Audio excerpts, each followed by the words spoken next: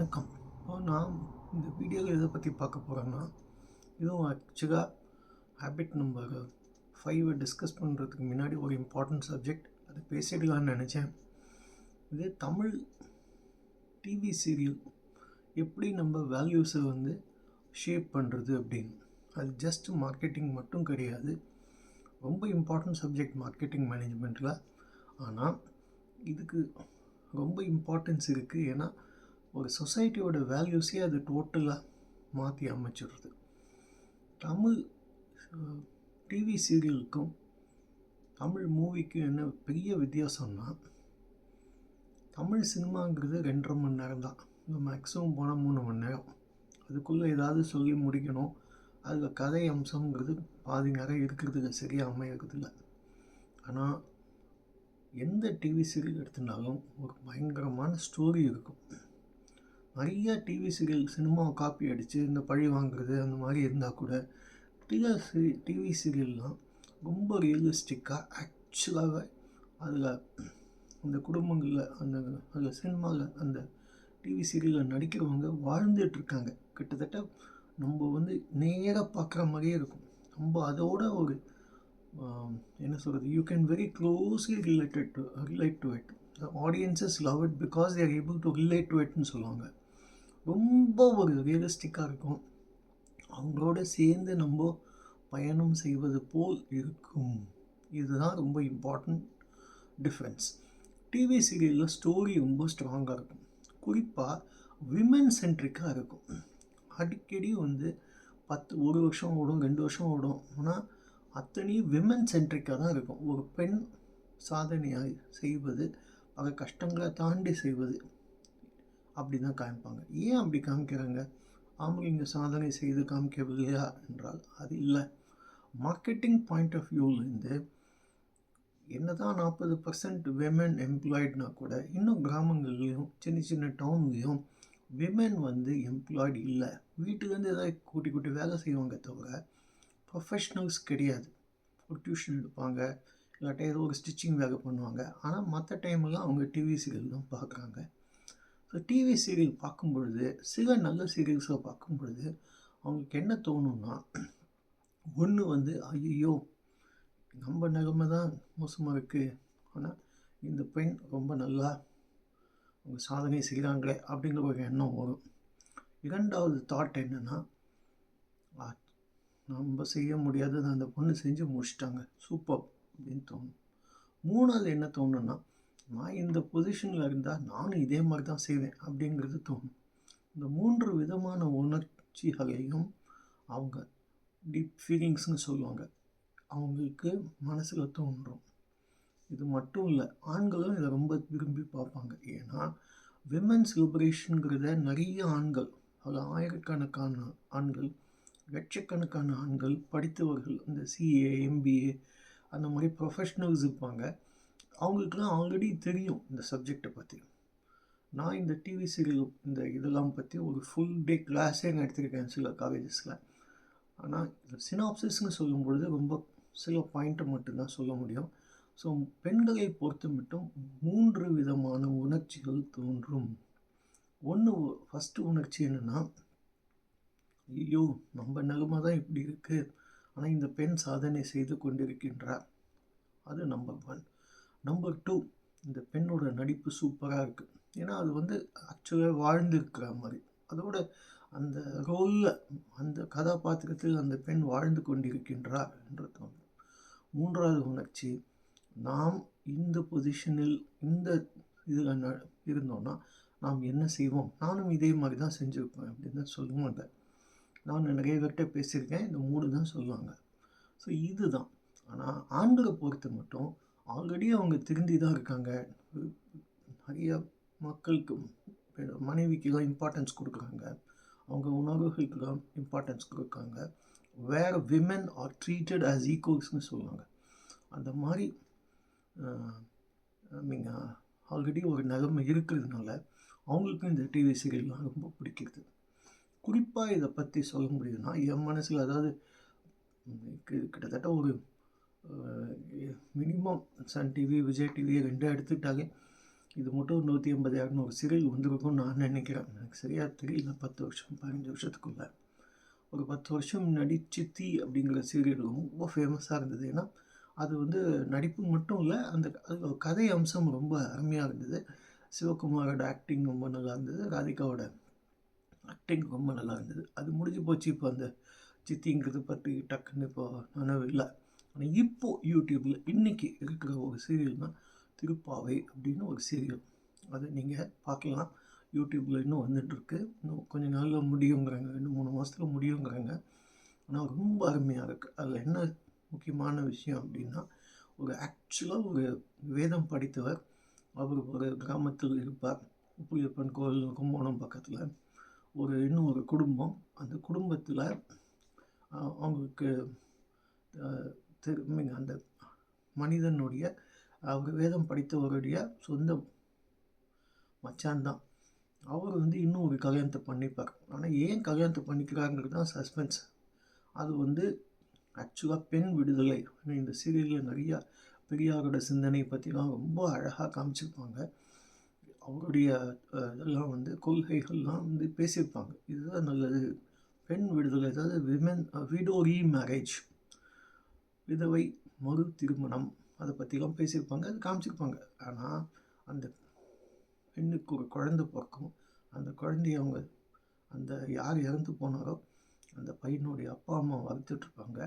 அந்த பெண்ணுக்கு இன்னொரு திருமணம் செய்து அந்த பெண்ணுக்கு ஒரு பெண் ஒரு பையன் பிறப்பாங்க. ஸோ மொத்தம் 3 குழந்தைங்க. இந்த 2 குழந்தைங்களுக்கு அந்த பெண்ணுக்கு ரொம்ப நாள் கழித்து இந்த உண்மை தெரிய வருது. இப்போ இந்த குடும்பத்தை சேர்த்து வைக்கிறதே இந்த 2வது பெண் தான். ஸோ இது யார் என்னங்கிறத இந்த கதை. இதுக்கு நடுவில் இந்த வேதம் படித்தவருடைய ஆல்ரெடி அவருக்கு ஒரு பொண்ணு இருக்குது. ஆனால் இன்னும் ஒரு பெண் எடுத்து வளர்ப்பார். அவர் ஒரு பிராமின் ஃபேமிலி சேர்ந்த பொண்ணு இல்லை. ஆனாலும் அதை ரொம்ப ஒரு அழகாக காமிச்சிருப்பாங்க. அவருடைய ரொம்ப தெரிந்தவருடைய குழந்தை. அது என்ன மாதிரி இதனால எந்த சந்தர்ப்பத்தில் அந்த குழந்தை இந்த வீட்டில் சேர்கிறது ரொம்ப அழகாக, எல்லா விதமான ஜாதி மதம் எல்லாத்தையும் தாண்டி ரொம்ப ஒரு அருமையான சீரியல் இந்த திருப்பாவை. இன்னும் ஓடிட்டுருக்கு. இனிமேல் தான் இந்த கிளைமேக்ஸ்லாம் வரும்னு நினைக்கிறேன். ரொம்ப எனக்கு பிடிச்ச சீரியல். அடுத்தது பாண்டியன் ஸ்டோர்ஸ், அடுத்தது பாக்யலக்ஷ்மி. இந்த பாக்யலக்ஷ்மிங்கிறது இப்போ கொஞ்சம் போர் அடிக்க ஆரம்பிச்சிருக்கு. ஆனால் இதுவே நிறையா பெண்கள் என்ன சொல்கிறாங்க, இதுவும் ரொம்ப இன்டெலிஜென்ட் மார்க்கெட்டிங் தான். அந்த ஆணை பிடிச்சி திட்ட ஆரம்பிச்சிருக்காங்க, சரியில்லை, சரியான சைஃபர், இந்த மாதிரிலாம் செய்யக்கூடாது அப்படிங்க. ஸோ அந்த டைரக்டர் அங்கேயே வெற்றி பெற்று விட்டார். ஏன்னா ரொம்ப மோசமாக ஒரு ஆண் இருப்பார் அப்படின்னா அந்த கோபிங்கிற கேரக்டரில் ஒருத்தர் எக்ஸாம்பிளாக சொல்கிறாங்க. So this is what is called mirroring of values in life, mirroring of social situations in life. நடப்பதை அவங்க காமிக்கிறாங்க. இந்த மாதிரி நடக்கிற சில ஆண்கள் இருக்க தான் செய்கிறாங்க. அதுதான் அவர் காமிக்கிறாங்க அந்த பாக்யலக்ஷ்மியில். ஆனால் இன்னொன்றையும் காமிக்கிறாங்க, இதுதான் தப்பு அப்படிங்கிறதையும் காமிக்கிறாங்க. ஸோ அதில் கடைசி பையன் ரொம்ப அழகாக அந்த எழில் அப்படிங்கிற கேரக்டரில் ரொம்ப அழகாக காமிப்பாங்க. அவர் அப்பா பண்ணுற தப்பு அத்தனையும் அவர் கரெக்டாக போகிறதுக்கு ஒரு சினிமா டைரக்டர், சினிமா இயக்குனர், சினிமாவில் சேர்ந்து ஒரு பெரிய வெற்றி பெறுவாங்க காமிக்கிறாங்க. ரொம்ப அருமையாக இருக்குது இந்த ஸ்டோரி. அடுத்தது பாண்டியன் ஸ்டோர்ஸ். ரொம்ப ரொம்ப ரொம்ப சரி. இதை தவிர இன்னும் ஒரு சீரியல் இருக்குது. அந்த சீரியல் தான் இதுக்கு முன்னாடி வந்த சுந்தரி அப்படிங்கிறது. இப்போ பார்ட் 2ன்னு வந்துட்டுருக்கு. நான் இதை முன்னாடி வந்தது அப்பப்போ பார்த்துருக்கேன். ஒரு குறிப்பிட்ட நாள் பார்க்கும்பொழுது எனக்கு அப்படியே அது மனசில் ரொம்ப ஆழமாக பதிஞ்சு போச்சு. 6th of January 2022 அதோட லிங்க், அந்த ஒரு எபிசோடை நான் இது டிஸ்கிரிப்ஷன் பாக்ஸில் கொடுத்துட்றேன். அந்த கார்த்திக்ங்கிற பெரிய தப்பு பண்ணியிருப்பார். அந்த பெண்ணுக்கு தெரிந்துவிடும் தன்னை ஏமாற்றப்பட்டோம் என்பது. பொடா வெளியில் அப்படின்னு சொல்லி ரொம்ப ஒரு சூப்பராக பேசிட்டு அந்த ஸ்கிரிப்ட் எழுதினவர் யார் என்று தெரியவில்லை. அவ்வளோ அழகான ஸ்கிரிப்ட் எழுதி அந்த பெண் அந்த கேப்ரிலான்னு பேருன்னு சொன்னாங்க. ரொம்ப ரொம்ப ரொம்ப அழகாக நடிச்சிருப்பாங்க. இப்போ வேல்யூஸ் எப்படின்னா அதையும் எக்ஸ்பிளைன் பண்ணுறேன். 2 சீரியலில் இந்த ஒரு சீரியல் இந்த சுந்தரிங்கிறதுல அந்த பொண்ணு கருப்பாக இருப்பாங்க. அதாவது காம்ப்ளெக்ஷன் ரொம்ப ஒரு தமிழ் சினிமாலாம் வர ஹீரோயின் மாதிரிலாம் இருக்க மாட்டாங்க. சாதாரண பெண்மணி மாதிரி, தமிழ் பெண் மாதிரியே இருப்பாங்க. அதில் தப்பு இல்லை, கருப்பாக இருந்தாலும் வெற்றி பெற்று விடலாம் என்பதை காண்பிப்பது தான் அந்த சீரியல், இந்த சுந்தரி. இதே மாதிரி இன்னொரு சீரியல் இப்போ வந்துட்டுருக்கு. ஐ திங்க் அதோட பேர் ஆனந்த ராகம்னு நினைக்கிறேன். அதில் கருப்பாக ஒரு பையன் இருக்கும்.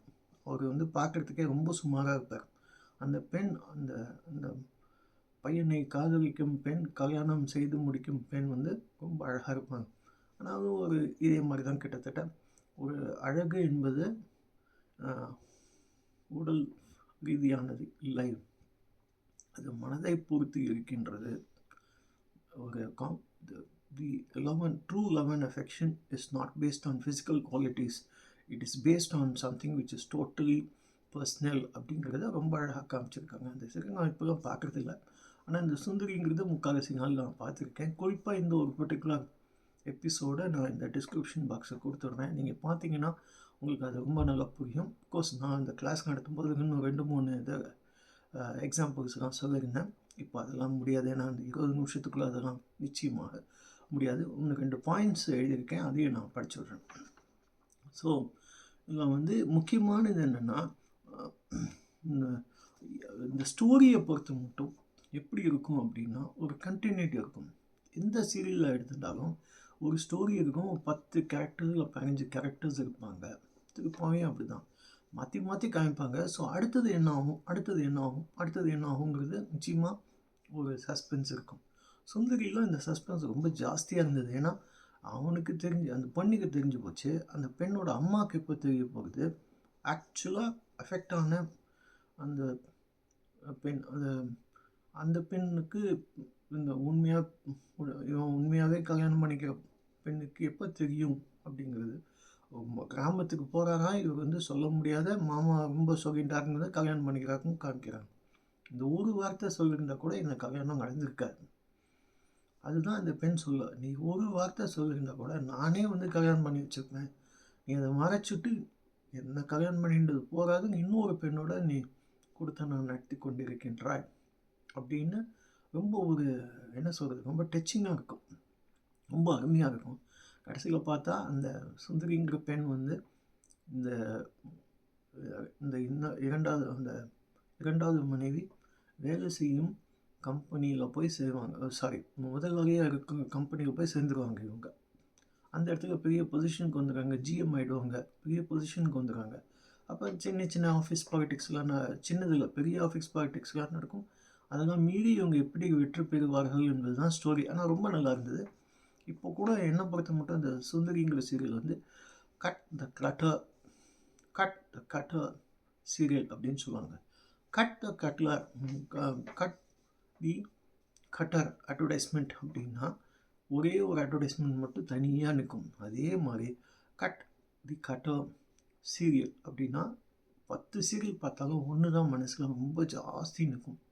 அதுக்காக நான் இதுக்கு முன்னாடியே சீரியல்லாம் பார்க்கலைன்னா அப்பப்போ பார்த்துருக்கேன். ஆனால் ஒரு சீரியல் கூட என் மனசில் ரொம்ப ஆழமாக பதியலாம். அந்த காலத்தில் அந்த சித்தி கொஞ்சம் பரவாயில்ல.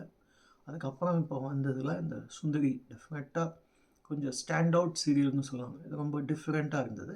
அடுத்தது பாண்டியன் ஸ்டோர்ஸ். ஏன்னா இதில் கவர்மெண்ட் ஆஃப் மேக் பிலீவ்ங்கிற மாதிரிலாம் கிடையாது. சினிமா என்பதே ரொம்ப மிகப்படுத்தி காமிப்பாங்க, அப்படி கிடையாது.